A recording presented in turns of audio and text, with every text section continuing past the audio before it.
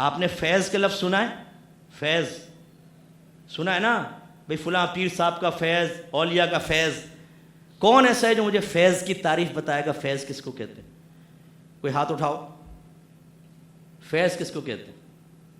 حالانکہ حاصل آپ کرتے رہے ہو اور کہتے رہو میں نے بڑا فیض پایا، لیکن فیض کی تعریف ابھی تک آپ کے ذہن میں نہیں آ رہی. میں عرض کر دیتا ہوں. فیض اس اثر کا نام ہے جو آپ میں مثبت تبدیلی پیدا کر دے. فیض اس اثر کا نام ہے جو آپ میں مثبت تبدیلی پیدا. مثلا آپ اس بچے کی صحبت میں آئے، آپ نے ان کو دیکھا، دل میں ہلچل سی پیدا ہوئی، میں نیک بن جاؤں، یہ بھی تو جوان ہے، دیکھو داڑھی رکھی، ہزاروں اپنی نفسانی خواہشات کو ترک کر کے دین کا کام کر رہا ہے. کوئی ہر چیز اس پہ فرض واجب تو نہیں ہے، اس نے اپنی کتنی چیزیں چھوڑ کر دین کا کام کر رہا ہے. آپ کے دل میں اثر آنا شروع ہوا. پھر آپ زیادہ صحبت میں بیٹھے تو نمازی بن گئے، گندہ ذہنی نکل گئی. پہلے ماں بہن کی گالیاں بکتے تھے، پاکیزہ کلمات نکلنے لگے. آپ قرآن کی طرف آ گئے، علم سیکھنے کی طرف آ گئے. ماں باپ سے بدتمیزی کرتے تھے، اب آپ نے تمیز سیکھ لی. تو ہم کہیں گے کہ ان کا آپ پر فیض جاری ہو گیا. ہمارے ہاں ایک بھیانک اور پرسرار سا فیض ہے جو کبھی جاری نہیں ہوتا لیکن ہو رہا ہے. جی ہم فلاں پیر صاحب کے پاس جا رہے ہیں، بڑا فیض ہے.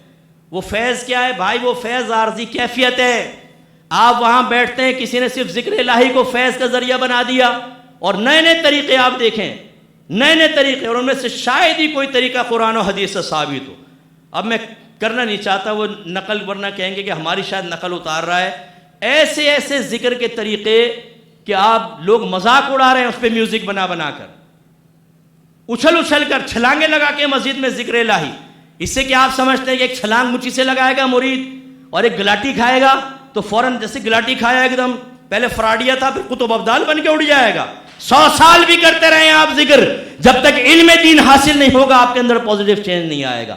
وہ مرید آتا ہے، چونکہ وہاں لڑکیاں نہیں ہیں، عورتیں نہیں ہیں، ذکر ہو رہا ہے، لائٹ بند کر دی، ایک ماحول کا اثر، تو اس کو دل میں بڑا پیارا سا ایک اثر پیدا ہوتا ہے. وہ کہتا ہے بڑا فیض جاری ہوا. وہ فیض نہیں ہے، یہ عارضی کیفیت ہے. فیض تو آپ میں پازیٹیو چینج لے کر آتا ہے، لیکن آپ باہر نکلے وہی چرسی موالی، وہی لڑکی بازی، وہی دوسروں کی بیویوں کو ٹھرکی پن کے ساتھ تاڑنا، وہی منہ سے گندی گندی گالیاں، وہی حرام کاروبار، وہی شراب پی رہے ہیں آپ اپنے دوستوں کے ساتھ، جوئے کھیل رہے ہیں، گندی حرکتیں کر رہے ہیں. کون سا کہاں گیا وہ فیض؟ ذرہ برابر آپ کو فیض نہیں مل رہا. بعض پیر صاحبان عشق رسول پہ تقریر ہیں، عشق رسول، عشق رسول. ہماری روح کی غذا ہے، ہمارے ایمان کو کامل کرے گا عشق رسول. لیکن سوال یہ پیدا ہوتا ہے کہ عشق کہتے کس کو ہیں؟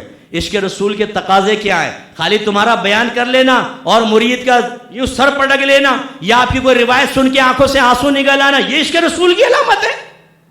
باقی علامات کہاں ہیں؟